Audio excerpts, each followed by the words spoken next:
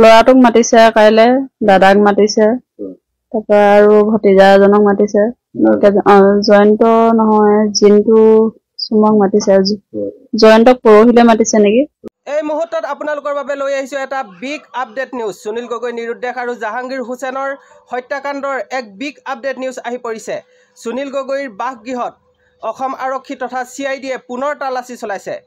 সুনীল গগৈ বাসগৃহৰ সম্পূৰ্ণ চাৰিওকাষে বেৰত প্ৰশাসনে কিবা স্পেয়াৰ কৰি দিছে আৰু সুনীল গগৈ ঘৰৰ কাষতে চালি দি য'ত জাহাংগীৰ হুছেইনক থাকিব দিছিল, সেই জাহাংগীৰ হুছেইনে থকা সম্পূৰ্ণ কোঠালিটো পুনৰ পৰ্যবেক্ষণ কৰিছে।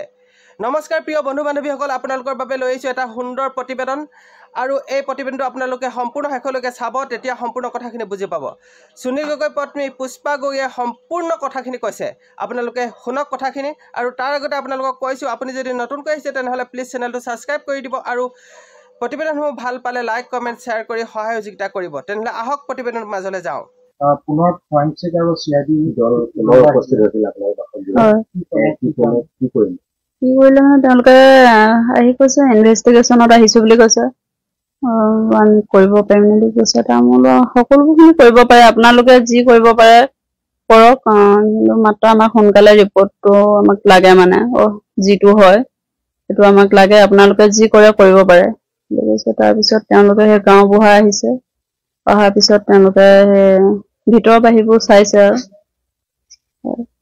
আৰু কি কৰিলে তেওঁলোকে কিবা স্প্ৰে মাৰি তাৰমানে ৱাল বিলাকত কিবা দৰ্জাবিলাক ওপৰ চিলিং বিলাক এনেকে চাইছে, বিচনাবিলাক কিবা স্প্ৰে নেকি সেইটো কিবা এটা মাৰিছে, মানে মাৰি সেইটোৱেদি চাইছে। ফটোও মাৰিছে, হয় গাড়ী বাইক চব চাইছে চাইছে। আৰু জাহাংগীৰ হেত থকা সেইটো লৈছে, সিহঁতৰ বিচনা শোৱা বিচনা সেইবোৰ চব চাইছে, চববোৰ চাইছে। মেচিন চাইছে নহয়, তেওঁলোকে এনেকে চাই টৰ্চ মাৰি মানে সেই কিবা স্প্ৰে এটা সেইটো মাৰি দিছে, মাৰি তেনেকে চাই গৈছে। কিমান সময় থাকিব? এঘণ্টামানো হ'ল চাগে তেওঁলোকে অহা। সোধা পোছা একো কৰা। ল'ৰাটোক মাতিছে কাইলে, দাদাক মাতিছে, তাৰপৰা আৰু ভতিজা এজনক মাতিছে। জয়ন্ত নহয়, জিন্তু চুমক মাতিছে। জয়ন্তক পৰহিলে মাতিছে নেকি। বৰ্তমানলৈকে যিহেতু CID তদন্ত অব্যাহত আছে, আপোনালোকে কি আশা কৰে, কিবা ফলাফল ওলাবনে? বৰ্তমানলৈকেতো আমি ফলাফলৰ আশাতে আছিলো, কিন্তু তেওঁলোকক মই আজিও কৈছো আপোনালোকে যি ইনভেষ্টিগেশ্যন কৰে কৰিব পাৰে, যি কৰে সকলোবিলাক কৰক, খোলা আছে, কিন্তু আমাক সোনকালে কিবা এটা ন্যায় দিয়ক বুলি কৈছো। তেতিয়া তেওঁলোকে কৈছে আমি চেষ্টা কৰি আছো বুলি কৈছে, সেইটোৱে কৈছে।